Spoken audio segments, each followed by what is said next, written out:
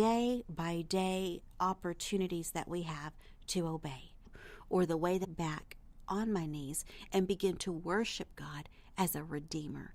And I crown him as my redeemer day in and day out. And I crown him as a redeemer in those hard times and as a restorer, because I really believe he does those very things. And then I look forward to the time when I get to see it all come to pass. It may take seconds, it may take days, it may take weeks, months, or years. But faith and believing go hand in hand. It will come to pass somehow, but it's up to God to determine how it will ultimately end.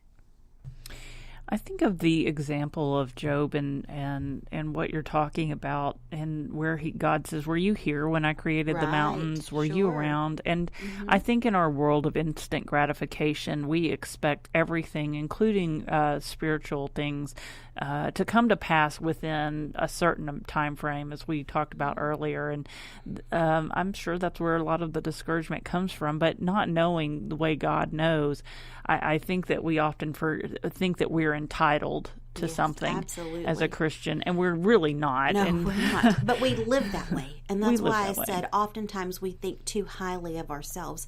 And we find it too whenever we go through hard times. Why me? Why not? Oh, because I am. You are what? A servant? A bond servant? You are what? Sometimes that's really where the pain comes in at. And then talking about the speed of time that we live in. You know, I'm holding a glass here, and I love to drink iced tea. So on the way up here to record, I grabbed an iced tea. Even that is a sense of instant gratification. You know why? Because it took me all of about 3 minutes to go through a drive-thru and to get this glass of tea. But it took more than 3 minutes for the freezer to make the ice, which chilled the tea. It took more than 3 minutes for the tea leaves to be gathered and put into bags and made and shipped and all of these things. It took more than 3 minutes for them to brew the tea, to add the water, to add the sugar, everything. That's just a glass of tea. But we're so used to being able to have what we want when we want it so fast that then we begin to put God on our timetable. And wow, do we mess up when we do that. You know, I can speak to someone on the other side of the country very easily. I was in Europe not that long ago. I could talk to my children here in America from Rome. I could do this thing called FaceTime. We could talk instantly. Once upon a time, that was unheard of. It would take months and months and months to receive a letter from one side of the world to the other. And right now, within a matter of 2 seconds, maybe 3, you can see someone's face in real time on the other side of the world. But God's timetable is not our timetable, and God's timetable is trustworthy. It may require sacrifice, sure, but He's worth it. It may require diligence, absolutely, but He's worth it. And it may require some serious time in prayer. It's all worth it.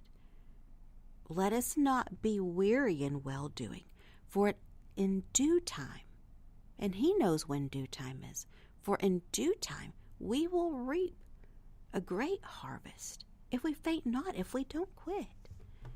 And I think sometimes that's probable that you may not see that harvest even in your own lifetime, but that the repercussions of what you have done and your faithfulness will echo to generations. Absolutely. That's absolutely right. And that's what I was saying about Paul earlier. I just don't think that when he was down by the river and he met Lydia there, I don't think he really could grasp the magnitude of that first convert in Europe. I just don't think he could grasp the magnitude. And if he could see the number of believers that are there now, wow, has his work outlasted him. It's not always what we can see here and now. And yes, we need answers and we need to see things. God knows that. And if you feel discouraged, I'm going to tell you something that has changed my life. It's in a prayer. And this is what I pray. I say, God, I feel so discouraged right now. Will you please encourage my heart? That is one of my favorite things to pray because it comes from such random places in ways I could have never dreamed. And it always pierces right to the heart and just affirms that I'm doing what I need to be doing.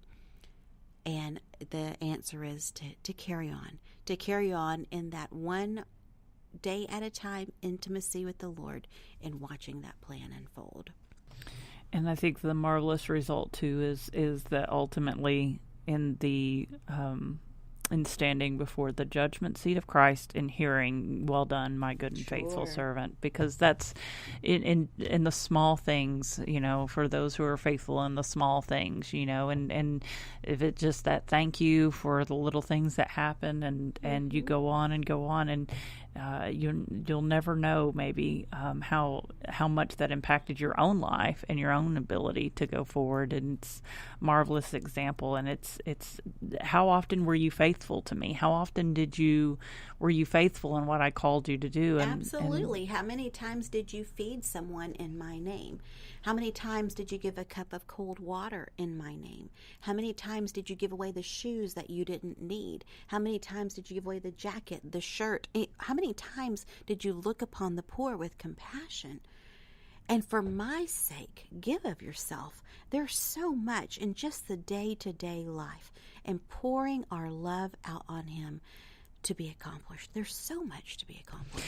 I think too, even in what you do in your private, how often did you choose to spend time with me in prayer, to listen to my word? How often did you turn the TV off and just read my word? How often did you ask me at the beginning of the day, "Lord, what can I do for you?" Or, "Lord, where do I need improvement?" And things like that to me. How often did you come to see me in church? Things like that. So much of it's just, and they're little things that you don't think are very significant, but it grows you. And the truth is that we are created for worship. Everybody's wondering, what should I do? What should I do? What am I called to do? The one answer that is always right is we're called to worship. And worship looks like studying the Word of God. Worship looks like prayer. Worship does look like singing. Worship does look like washing feet. Worship does look like changing diapers. Worship does look like cooking dinner. Worship does look like making phone calls. Worship does look like visiting those in the hospital. Worship does look like visiting those in prison. Worship does look like giving money to charitable organizations that are helping less fortunate. Worship. What are we created for? We're created to worship God. And in everything that we do, it can be a gift, a service, an act of worship to our God. So take the leap of faith and utilize your opportunity today while you have breath to worship the true and living God. He's so worthy of it. And don't get caught up in the minor details. It's a mistake.